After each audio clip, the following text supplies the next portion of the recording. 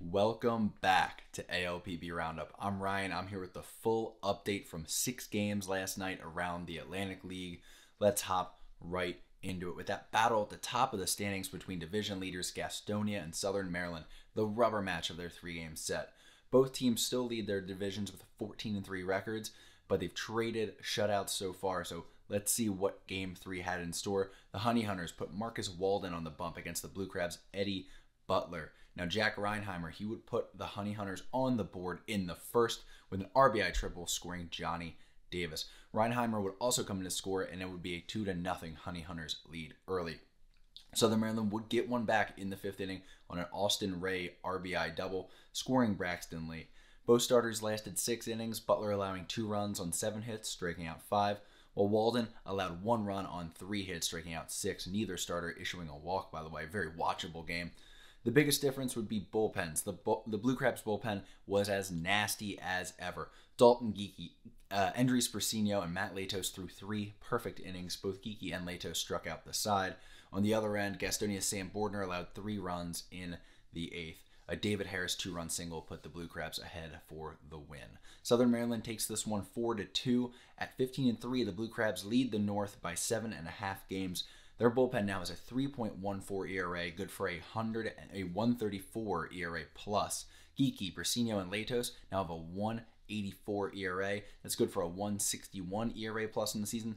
Going back to last year, over the last 180 innings, those 3, Geeky, Persino, and Latos, have a 152 ERA plus. That is gross. Gastonia, they fall to 14-4. They still lead the South by a game and a half. The Ducks and Barnstormers completed their 6-game home and home. The Ducks swept the first half of that series on Long Island, but the Barnstormers returned the favor in the final 3 games. They completed their sweep of the Ducks in their 3 home games, winning 6-4 yesterday. The Ducks put Cody Beckman on the mound against Lancaster's Augie Silk. The Barnstormers struck first, scoring 1 in the 2nd and another in the 3rd. Anderson Feliz opened the gap with a 3-run 3rd-inning homer to make it 5-0 Barnstormers. While the Ducks would chip away, scoring 4 runs in the 5th, it would just not be enough. Michael Wilansky, he left the bases loaded in the 6th and the 8th inning. Absolutely brutal day for him at the dish.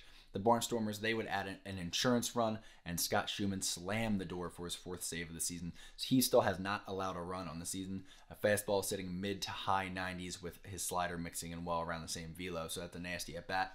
Augie Silk, he went 4 1/3 in the 6-4 win. He allowed 2 earned runs on 3 hits, striking out 3. Beckman allowed 5 runs over just 3 innings of work for the Ducks, taking the loss. Joe DiCarlo, he did reach base 3 times and had 2 RBI for the Ducks, raising his average to .389. His on-base percentage right now, well, his slash right now is .389, .493, .481. So Joe DiCarlo out hot to start this season for Long Island. Devin Marrero also looked good with a 2-hit game for himself as he looks to find a rhythm. The Ducks fall to 7-10, and the Barnstormers return to a half game behind them at 7-11. The Dirty Birds and Rockers got together for the rubber match of their series in High Point. Matched up the Dirty Birds' Jose Mesa Jr. and the Rockers' Austin Glorious on the mound. Both have looked good in the early going. Now, Charleston pushed one across in the top of the 5th, but High Point would answer when Johnny Field tripled and would later score on a Jay Gonzalez fielder's choice to tie things at 1 apiece. However, the ALPB Roundup jinx is real, and I owe my apology to Bryce Hensley. I was just talking about how good Bryce Hensley has been, how good Bryce Hensley looks, but that's a different conversation for a different day, you know what I'm saying? Then he gets bit for a 2-run Engel Beltre home run in the 6th, and the Dirty Birds would not look back. That is on me, Bryce. He can get credit for escaping the jam that he inherited in the 5th inning. I will wear the 2-run homer.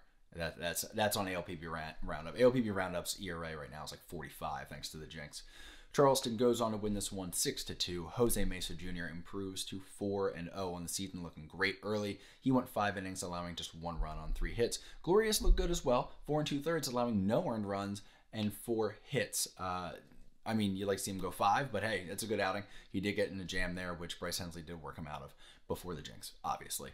Charleston is now 11-8. They're getting hot at the right time as the Rockers and Honey Hunters are cooling off, and they are 3.5 games out of first. High Point is a game and a half behind the Honey Hunters with a 13-6 record. We have either learned that Staten Island is not that bad or that York is awful, because the FerryHawks completed their sweep of the Revs yesterday, winning 7-2. A 5-run 5th from Staten Island led the way. For Staten Island, their bullpen, which has struggled, tossed 5 scoreless innings. That's huge for them. Reimer Liriano went 2 for 4 with a double and 2 RBI. They need Reimer Liriano to get going if they have any shot this season. Same could be said for Ben Arruda. He homered in this one. York, they just could not bounce back from a tough Randy Gonzalez outing. Looked good early, got bit for those 5 in the 5th, and that was it. Milky Mesa did stay hot for them, going 2 for 3 with a pair of RBI. Staten Island, they are now a half game ahead of York at the bottom of the North Division. 4-13 is the record. In Lexington, the mound appears to be fixed. Hey, and the Genomes swept a doubleheader against the Legends 7-1 and 5-0. In Game 1, Max Povsey led the way for the Genomes. 7 innings, allowing 0 earned runs on 7 hits, striking out 7. Love to see it for the tall guy. Jimmy Paredes had a 3-hit game, doubling and scoring 3 times, and Felix Pie hit a 3-run homer as part of his 4 RBI day. For the Legends, Tom Dormany took the loss, falling to 1-2. In, I guess, 4 RBI game is what we're going to say, because that would include both games, and I honestly forget what PA did in Game 2. But in Game 2, what I do know is the Genomes finally got the start they've been looking for from Robbie Scott. He throws 5 shutout innings, allowing 0 earned runs on just 1 hit. Riley Mahan continues to tear it up. He homers and hits an RBI double. 285 is the OPS right now. OPS plus right now. My goodness. I mean, check it out. I have it on Instagram and on Twitter right now. Just a graph showing like on-base percentage and slugging across all like the qualified hitters for the league, and it's just way out there is Riley Mahan. It's unreal. Jimmy Paredes doubled twice. For the Legends, Jeff Thompson takes the loss. He falls to 1-3. This is the 4th time that the Legends have been held to 2 hits or fewer in their first 19 games. There's going to be a no-hitter this year. It's going to happen in Lexington. I'm going to tell you that. I mean, it is what it is.